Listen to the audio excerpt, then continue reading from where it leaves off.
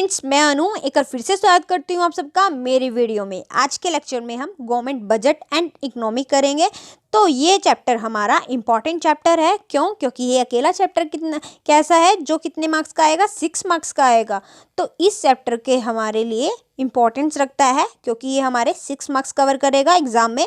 तो government budget क्या होता है? वैसे बजट हमारा एक ब्लूप्रिंट है जिसमें हम क्या करते हैं, हम डिसाइड करते हैं कि हमें क्या करना है और हम कहाँ एक्सपेंडिचर करेंगे, कितना खर्चा लगाना है, ये सब कुछ हम पहले से ही डिसाइड कर लेते हैं। ये प्री डिफाइन होता है पहले से ही बजट में। बजट आप भी बनाते हो, मैं भी बनाती हूँ अपना बजट, सब लोग अपना अपना बजट बनाते हैं कि हमें इतना पैसा यहाँ लगाना है और यहाँ से हमें इतनी इनकम होनी चाहिए। तो वो क्या है? बजट। तो बजट में जो है ना, वो हमारी एक्चुअल में कोई फिगर नहीं होती। ये क्या होती है? एक एस्टिमेशन होती है जो हम क्या करेंगे फ्यूचर में हमें फुलफिल होगी। तो ये क्या है? सिर्फ एस्टिमेशन है। किसका? रिसिप्ट और एक्सपेंडिचर का। इसमें कोई भी एक्चुअल में कोई फिगर नहीं होती। तो यहाँ पर जो बजट बनाएंगे गवर्नमेंट बजट में, यहाँ वैसे बजट हमारा सेंटर का भी बजट बनता है, स्टेट का भी बनता है, लोकल गवर्नमेंट भी बजट बनाती है। बट अब इस चैप्टर के अंदर हम किसका बजट की बात करेंगे? सेंटर गवर्नमेंट के बजट की बात करेंगे, जिसको हम यूनियन बजट भी बोलते हैं। तो हमारा जो फाइनेंशियल ईयर है 1 अप्रैल से 31 मार्च तक का, तो वो उसमें हर साल क्या आता है? एक बजट आता है। वो कब किया जाता है पेश? हर फरवरी को। हमारे 1 फैब से हमारे बजट आने स्टार्ट हो जाते हैं। मतलब कि कुल मिला के फैब में हमारे बजट आने स्टार्ट हो जाते हैं। तो ये फाइनेंशियल मिनिस्टर बनाता है हमारा बजट। किसको अप्रूवल से? जो पार्लियामेंट के अप्रूवल से हमारा बजट बनता है। तो आइए रीड करते हैं। ये देखिए, जो कॉन्सेप्ट ऑफ बजट का है क्या है? फैब से is a well known date in India when financial minister क्या करेगा? प्रेजेंट करेगा एनुअल बजट, यानी हर एक साल का बजट। जो फाइनेंशियल ईयर क्या है हमारा 1 अप्रैल से कितना 31 मार्च तक का, तो उसमें एनुअल बजट पेश किया जाएगा ऑफ गवर्नमेंट का for approval by the parliament की अप्रूवल से। तो बजट में हमारा क्या क्या चीज़ आता है? पहला, फाइनेंशियल परफॉर्मेंस जो भी हुई है गवर्नमेंट की ओवर अ पास्ट 1 ईयर, पिछले साल जो भी परफॉर्मेंस हुई है वो। सेकंड क्या होगा? फाइनेंशियल प्रोग्राम और पॉलिसी, यानी रूल्स और रेगुलेशंस ऑफ गवर्नमेंट की नेक्स्ट 1 ईयर में, नेक्स्ट आने वाले ईयर में क्या प्रोग्राम्स और पॉलिसी यानी रूल और रेगुलेशन रहने वाले हैं उसके बारे में। तो वो हमारा सब किस में आता है? बजट में आता है। तो बजट अभी मैंने बताया था, उसमें कोई हमारी एक्चुअल में फिगर नहीं होती, वो हमारा एस्टिमेशन होता है। किसका? फाइनेंशियल जो नेक्स्ट ईयर आने वाला है उसकी एस्टिमेशन होता है। तो अगर हम बात करें बजट की, ये देखिए नीचे क्या कह रहा है, इसमें हमारे 2 एक्सपेक्ट को लेके चलता है ये, एक तो रिवेन्यू वाला और एक एक्सपेंडिचर का। तो ये रहा, as regarding financial performance of government is it is more like to describe what happen during the past year. तो हमारा पास्ट ईयर में क्या हुआ है और फोकस किया जाएगा is place largely on the other part of budget describing programme and policy of government for next 1 year. तो प्रोग्राम और पॉलिसीज है जो गवर्नमेंट की, उसको हम क्या बोलते हैं? बजटरी पॉलिसी भी बोलते हैं और एक फिस्कल पॉलिसी भी बोलते हैं। तो ये क्या हुआ? Are known as the budgetary policy of government और फिस्कल पॉलिसी ऑफ गवर्नमेंट। इसमें हमारे कौन से एक्सपेक्ट है? 2 एक्सपेक्ट लेकर चलेगा, एक हमारा रिवेन्यू एक्सपेक्ट और एक हमारा एक्सपेंडिचर एक्सपेक्ट। तो ये था हमारा 2 एक्सपेक्ट। तो अगर हम बात करें गवर्नमेंट की एक प्रॉपर डेफिनेशन की, तो जो गवर्नमेंट बजट है हमारा क्या है? एक स्टेटमेंट है ऑफ एक्सपेक्टेड रिसिप्ट, जिसमें क्या होगी? एक्सपेक्टेड रिसिप्ट होगी और एक्सपेक्टेड एक्सपेंडिचर होंगे ऑफ अ गवर्नमेंट के। तो that reveal budgetary policy of government to achieve twin objective, जो अचीव करना चाहता है हमारी ग्रोथ विद स्टेबिलिटी, यानी ग्रोथ करना चाहेगा किसके साथ? स्टेबल, यानी एक तरह से स्थिर रहकर ही वो ग्रोथ करना चाहेगा। तो इसके कुछ ऑब्जेक्टिव है, आज इनको रीड करते हैं। तो ऑब्जेक्टिव क्या होगा कि उसका क्या उद्देश्य है, गवर्नमेंट बजट बनाने का क्या क्या उद्देश्य है, कि जिसकी वजह से वो क्या बना रहा है? गवर्नमेंट बजट बना रहा है। जो पहला उद्देश्य क्या है? GDP growth. अगर हम बात करें जीडीपी ग्रोथ, हर एक इकोनॉमी क्या चाहेगी? अपनी कंट्री की ग्रोथ करना चाहेगी। तो यहाँ पर भी जो गवर्नमेंट की बजटरी पॉलिसी है उसका भी मेन ऑब्जेक्टिव, जो सेंटर ऑब्जेक्टिव क्या है? जीडीपी की ग्रोथ करना ही है। तो GDP growth is a centre objective of किसका, गवर्नमेंट बजटरी पॉलिसी का, जिसका अचीव करेगी इन 2 वे में, क्या करके, by making public investment expenditure, और दूसरा क्या करके, प्राइवेट इन्वेस्टमेंट एक्सपेंडिचर करके। तो किसके थ्रू, टैक्स रिबेट और सब्सिडी के थ्रू, दोनों का इन्वेस्टमेंट करेगी, उसके थ्रू क्या करेगी, जीडीपी की ग्रोथ करेगी। हमारा पहला पॉइंट ये था।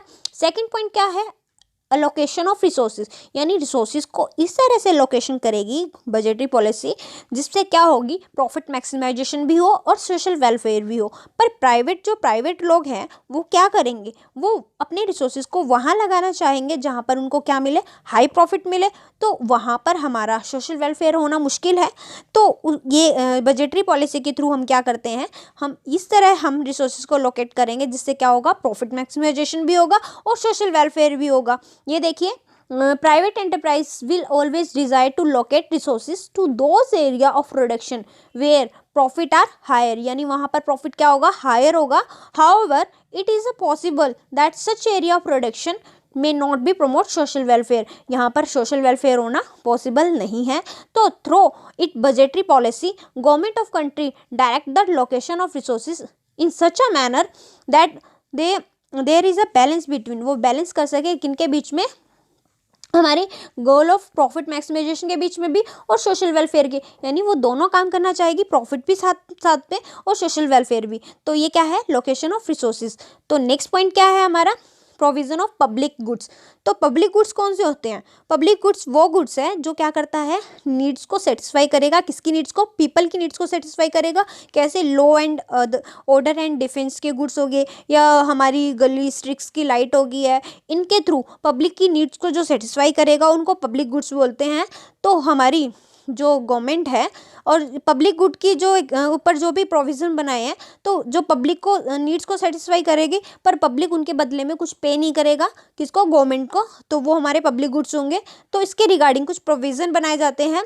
तो हमारा इकोनॉमिक में क्या होगा, supply and demand forces in market economy do not allow enough production, किसकी, enough production of public goods. तो पब्लिक गुड्स मैंने आपको बता दिया वो गुड्स है जो क्या करेगा, नीड्स को सेटिस्फाई करेगा।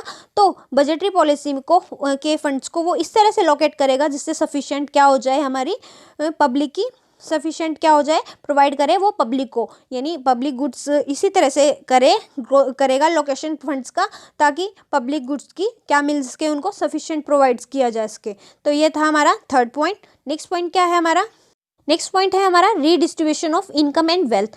तो मतलब कि क्या करेगा, रीडिस्ट्रीब्यूट करेगा किसकी, इनकम को और वेल्थ को, ताकि रिच और पुअर में क्या हो सके, इक्विटेबल इनकम और वेल्थ का इक्विलेशन हो सके दोनों के अंदर।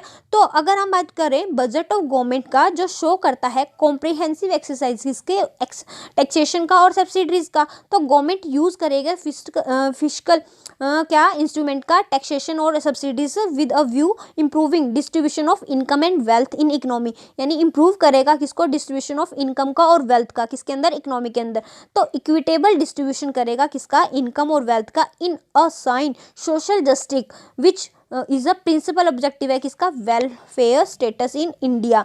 तो distribution of income and wealth क्या करेगा, इंप्रूव करेगा। कैसे, दो तरीके से किया जाएगा।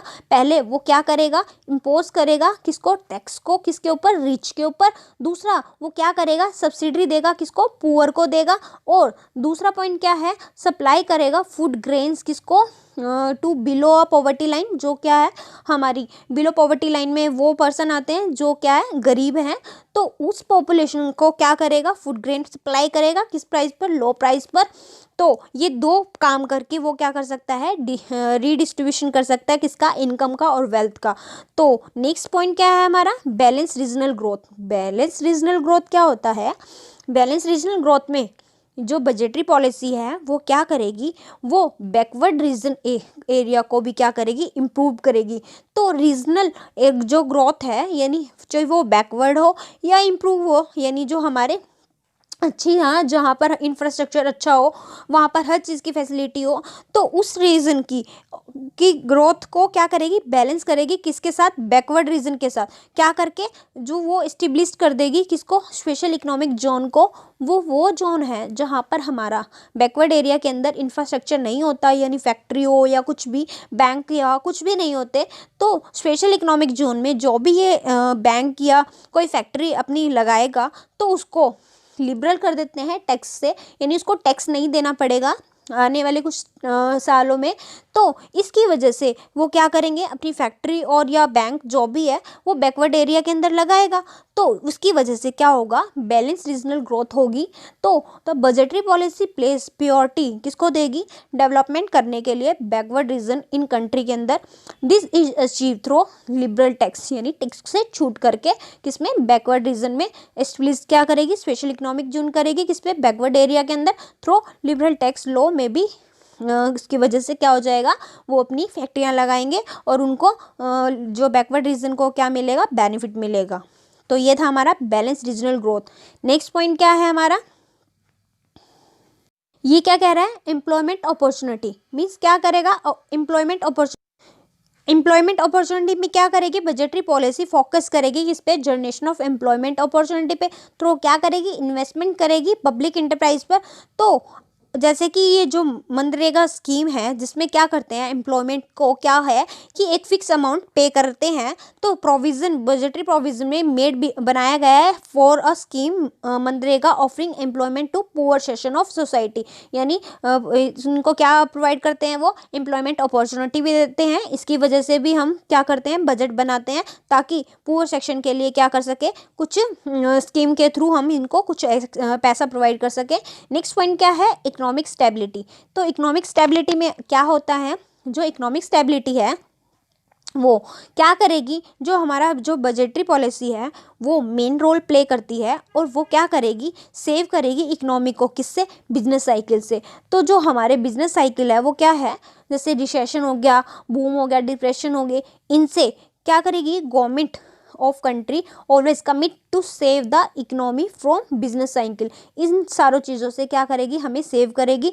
तो बजट यूज़ करेगा इंपॉर्टेंट पॉलिसी इंस्ट्रूमेंट का, और करेक्ट करेगा सिचुएशन किसकी, डिफ्लेशन और इन्फ्लेशन की, महंगाई और घटाई को, इनको यूज़ करके इन सिचुएशन को करेक्ट करने का काम करेगा। तो by doing it government try करेगा अचीव करने के लिए the achieve state of economic stability बनाने में भी हमारी क्या करेगा, हेल्प करेगा। तो इकोनॉमिक स्टेबिलिटी किससे होगी, हमारी बजटरी पॉलिसी के तरह से क्या होगी, इकोनॉमिक स्टेबिलिटी भी बनी रहेगी। तो ये क्या थे, 7 पॉइंट्स हैं किसके, ऑब्जेक्टिव के। तो इन ऑब्जेक्टिव के पॉइंट्स को आप टिप्स पे अच्छे से लर्न करना, क्योंकि एग्जामिनर क्या करेगा, इन पॉइंट्स को अलग अलग से भी पूछ सकता है।